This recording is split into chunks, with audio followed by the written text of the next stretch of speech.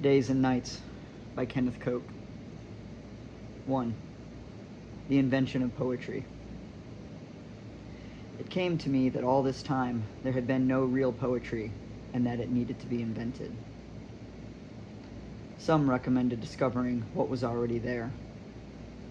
Others, taking a view from further up the hill, remnant of old poetry, said just go and start wherever you are.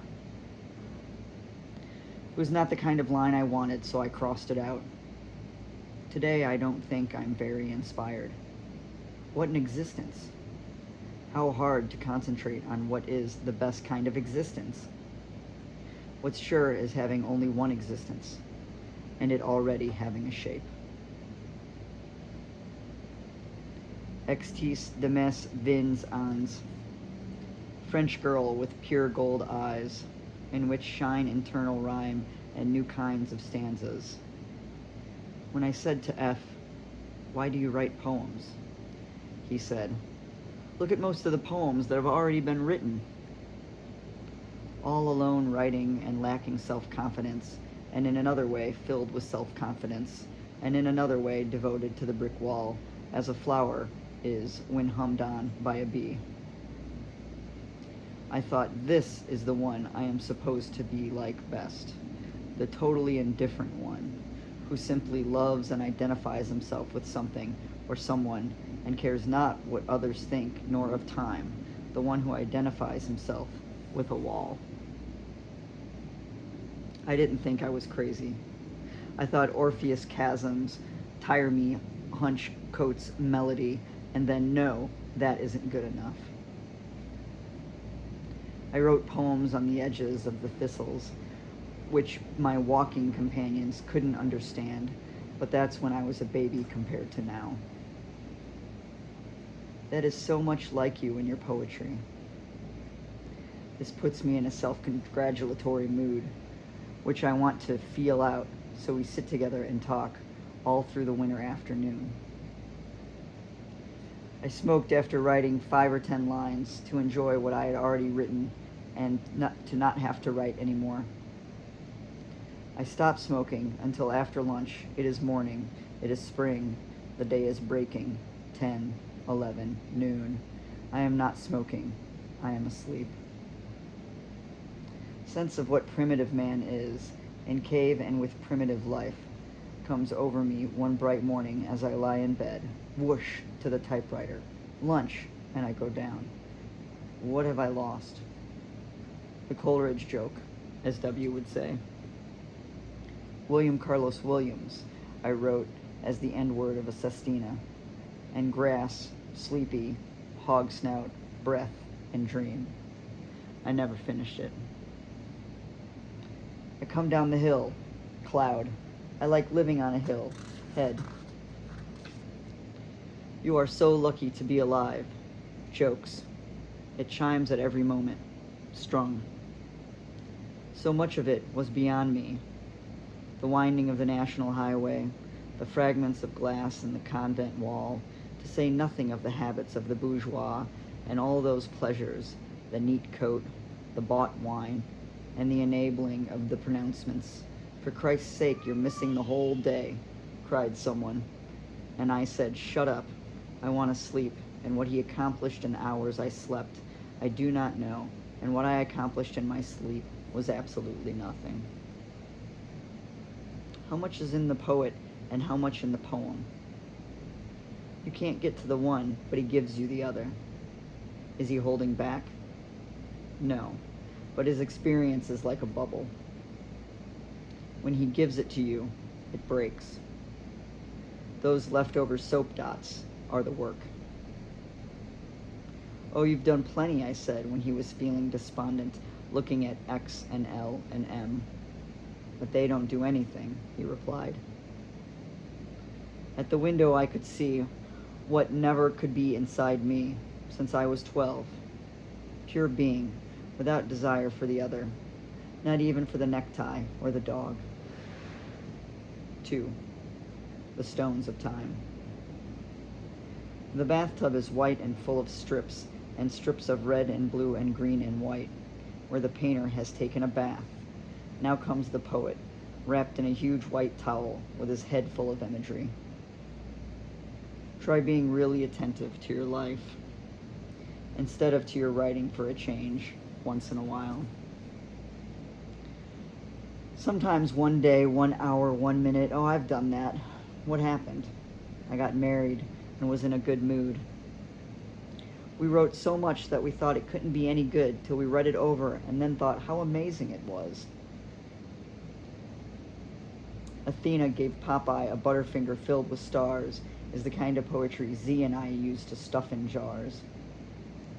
When we took a walk, he was afraid of the dogs who came in parade to sniffle at the feet of two of the greatest poets of the age. The stars came out, and I was still writing, my God, where's dinner? Here's dinner, my wife, I love you. Do you remember in Paris when I was thinner and the sun came through the shutters like a knife? I said to so many people once, I write poetry. They said, oh, so you are a poet. Or they said, what kind of poetry do you write? Modern poetry? Or, my brother-in-law is a poet also. Now if I say, I am the poet, Kenneth Koch, they say, I think I've heard of you. Or, I'm sorry, but that doesn't ring a bell. Or, would you please move out of the way? You're blocking my view of that enormous piece of meat they are lowering into the Bay of Pigs. What? Or, what kind of poetry do you write? Taste, I said to Jay, and he said, what else is there? But he was looking around. All the same, she isn't made like that, Marguerite said upon meeting Janice.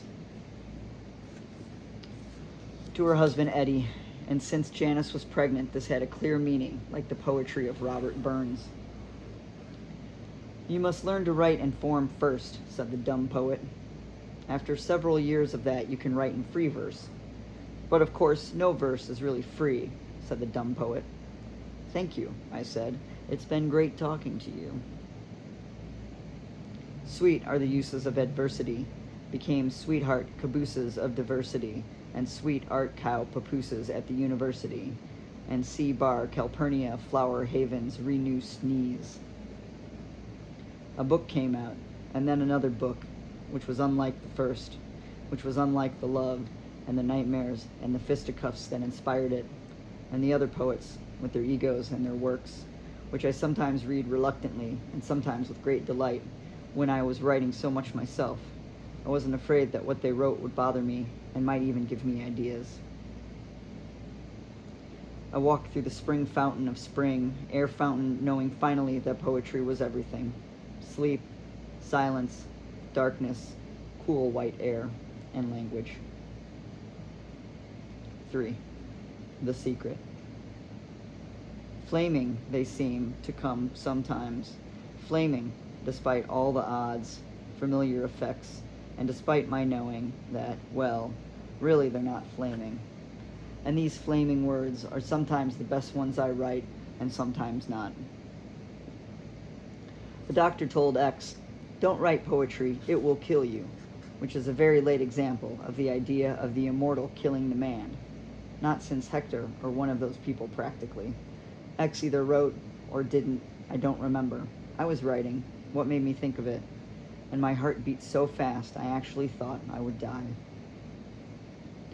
Our idea is something we talked about.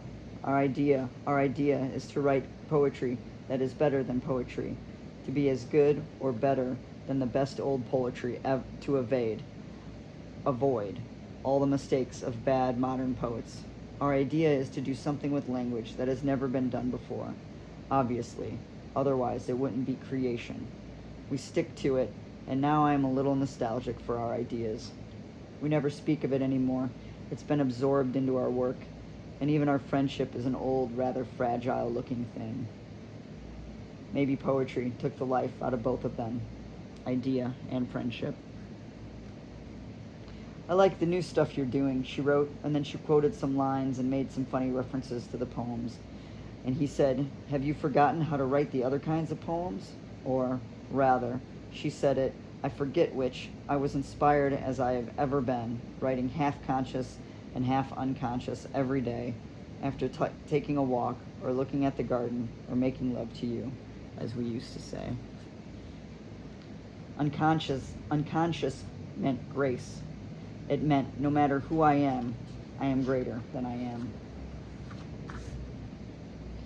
And this is greater, and this, since I am merely the vessel of it, may be the truth. Then I read Aria Soto. I fell to my knees and started looking for the pins I had dropped when I decided to be unconscious. I wanted to fasten everything together, as he did, and make an enormous poetry rose, which included everything, and which couldn't be composed by the unconscious, at least not by the unconscious alone. This rose became a bandana, which became a house, which became infused with all the passion, which became a hideaway, which became, yes, I would like to have dinner, which became hands, which became lands, shores, beaches, natives on the stones, staring and wild beasts in the trees, chasing the hats of lost hunters, and all this deserves a tone that I try to give it by writing as fast as I can and as steadily, pausing only to eat, sleep, and as we used to say, make love.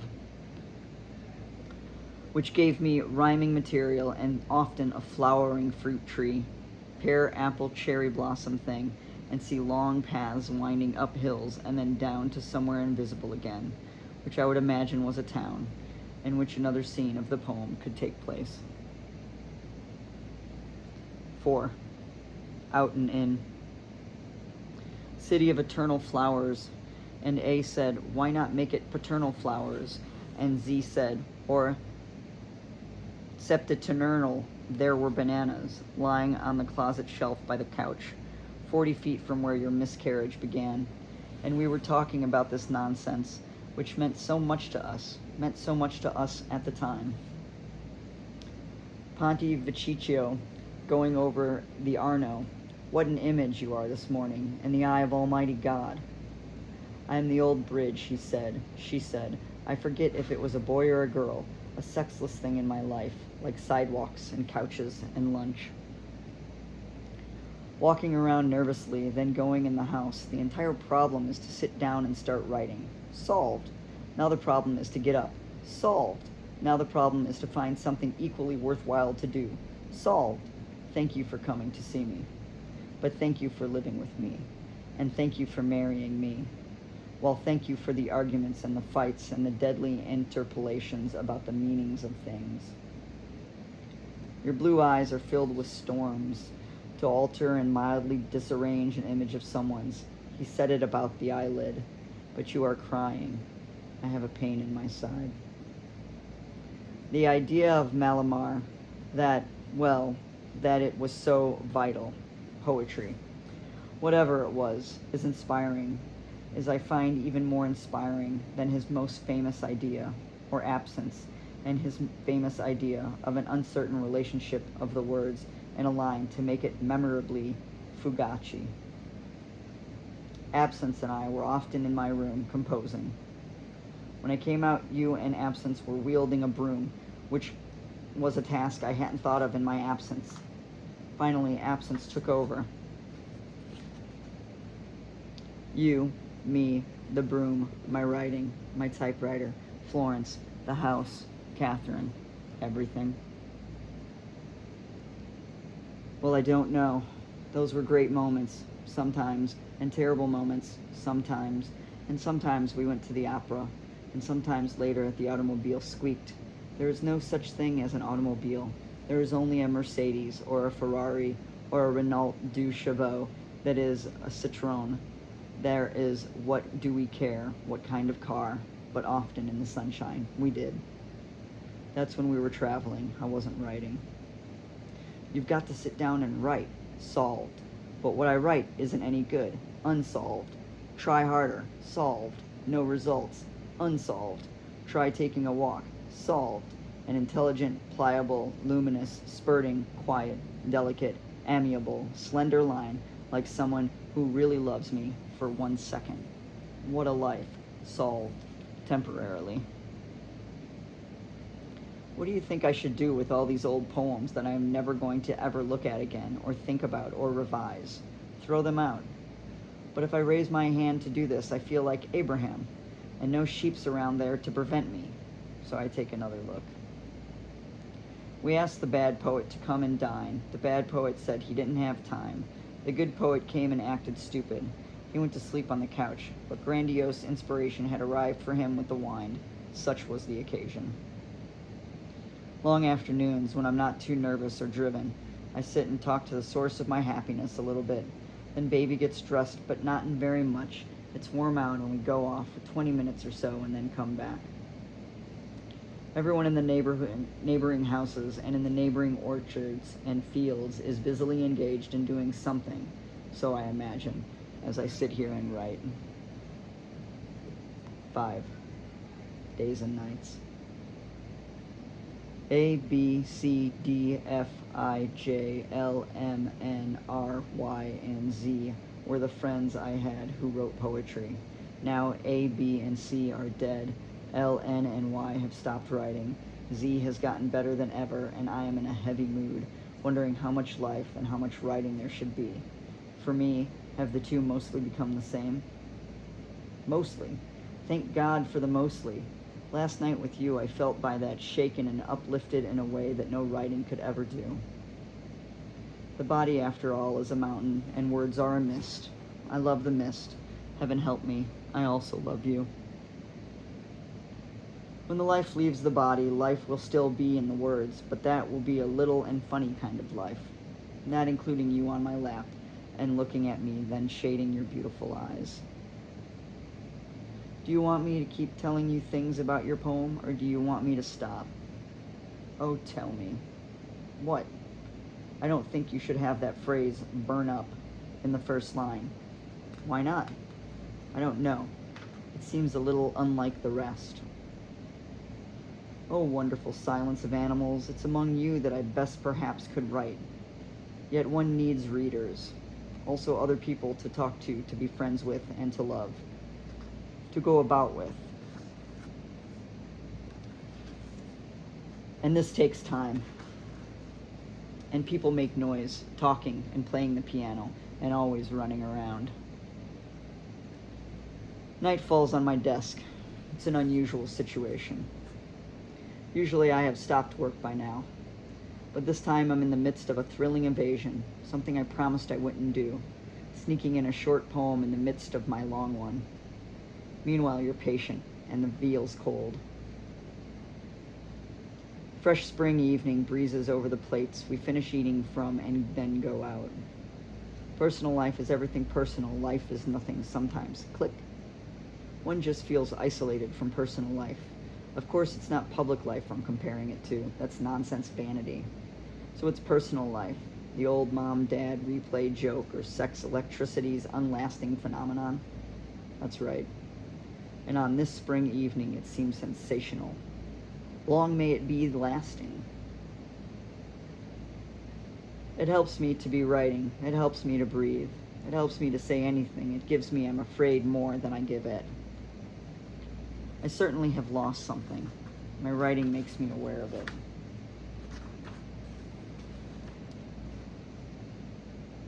It isn't life and it isn't youth. I'm still young enough and alive. It's what I wrote in my poems that I've lost.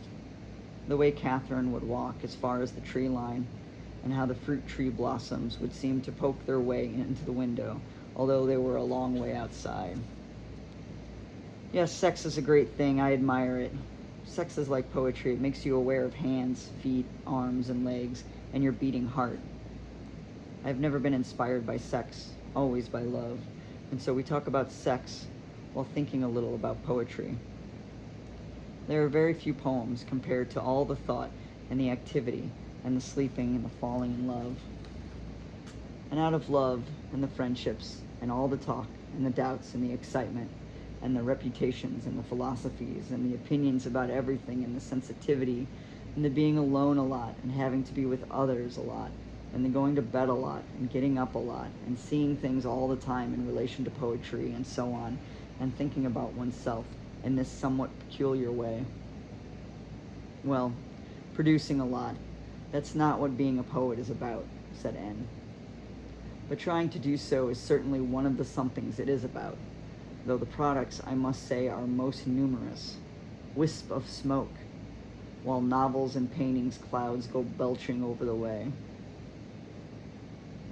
Poetry, however, lives forever.